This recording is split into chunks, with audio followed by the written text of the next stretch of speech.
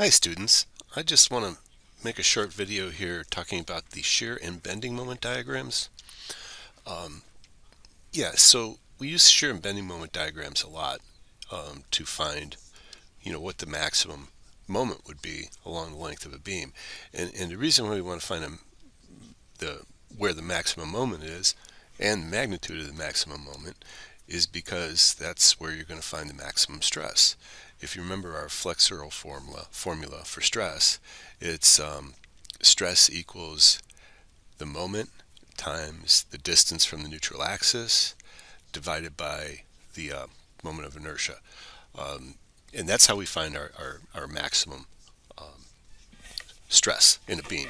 So I just want to go over how to execute a shear and bending moment diagram because some of you may have forgotten. But if I ask you to do a shear and bending moment diagram, this is my expectations for what you're going to do.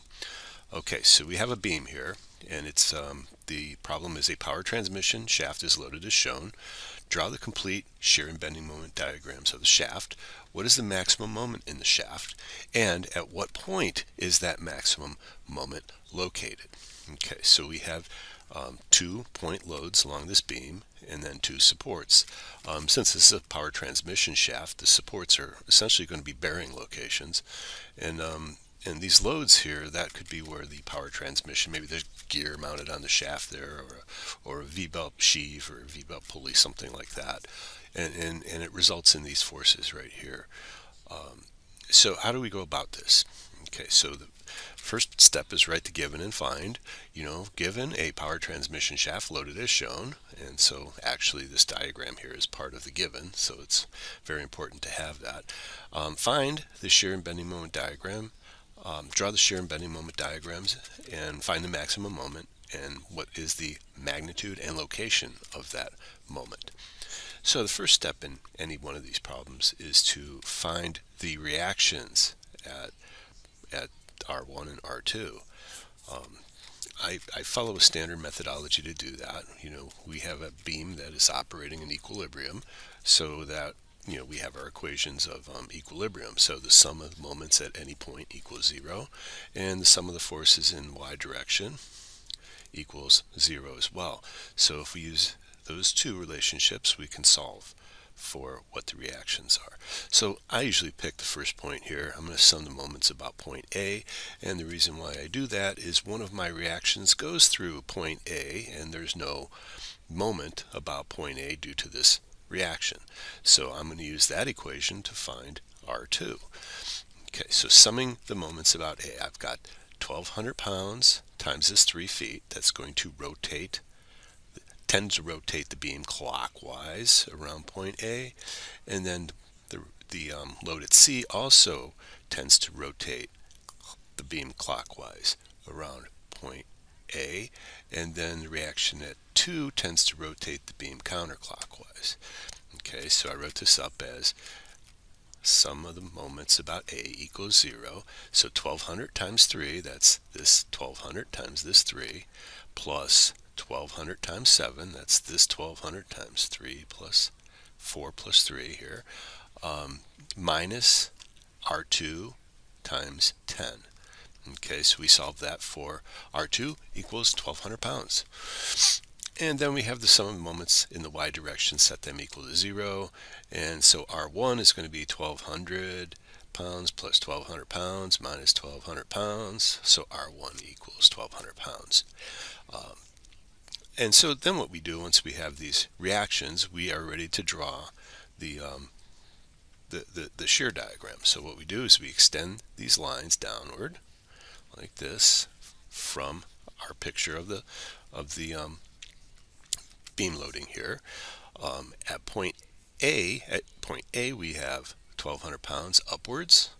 Then it continues at that 1,200 pounds until we have the 1,200 pounds here, and it comes back down to 0. It's going to stay at 0 till point C, and then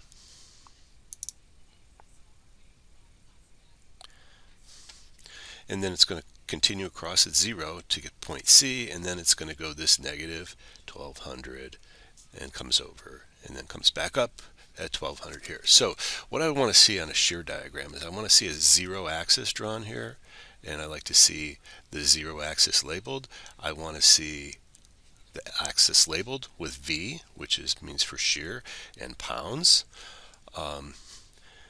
That's what I want to see there, and I want to see these points labeled. So I got plus 1200, I've got 0, and I got minus 1200. So that's my shear diagram. Next thing I need to do is find my bending moment diagram, and to do that I find these areas, A1 and A2. So A1 equals this 1200 pounds times the 3 feet, equals 3,600 pounds. And then A2 over here is 1,200 times 3, which is 3,600 pound foot. Okay, so both of these have the same magnitude. Okay, but since A is above the zero axis, it's positive, and this A2 is below the zero axis, so it's negative. And so this is how my bending moment diagram goes.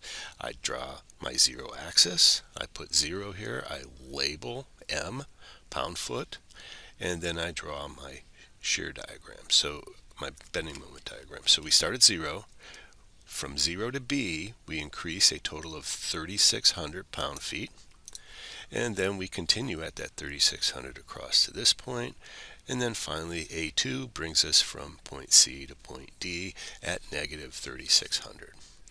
Okay, so the answer to this problem is the maximum moment is going to be at 3,600 pound-foot, and that maximum moment is located between points B and C.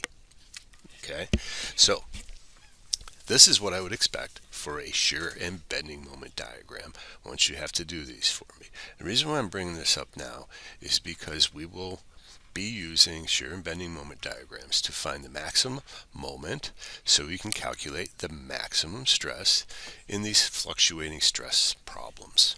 Okay, so now I'm putting this one forward because we're looking at these shear and bending moment diagrams, and the problem is very basic. We have to find the maximum moment so we can find the maximum shearing stress. We need to find the maximum moment so we can find the maximum bending stress in the beam. Okay, so that's what we have to do.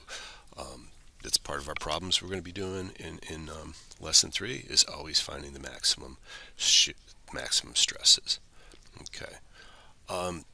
Several things to notice too is right here our maximum stresses or maximum moments are going to be located anywhere the shear diagram crosses the 0.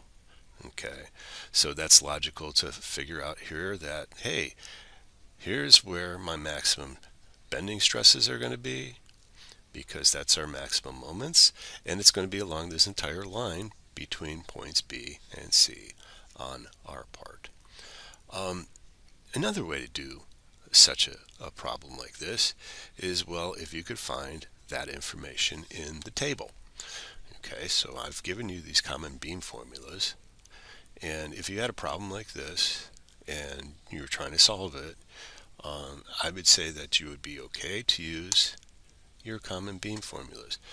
So you look at the common beam formulas, and they have different situations here, different loadings. But if you look at our situation here, it matches this one right here. Simple beam with 2 equal concentrated loads symmetrically placed. Okay, and this is our exact shear and bending moment diagram. Okay, and how do we find everything in here? Okay, so we have our reactions are going to equal our loads. Okay, so P equals, so yeah, we did it by solving, for the equations of equilibrium, but this one has it right here. It says the reactions are the same magnitude as the loads. And then, hey, well, what's the maximum moment? Oh, yeah, it's between the loads, and it's the force times that distance.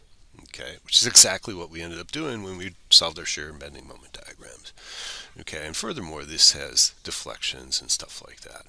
Okay, so this example here, and why I was doing this example, was to show you how to execute a shear and bending moment diagram.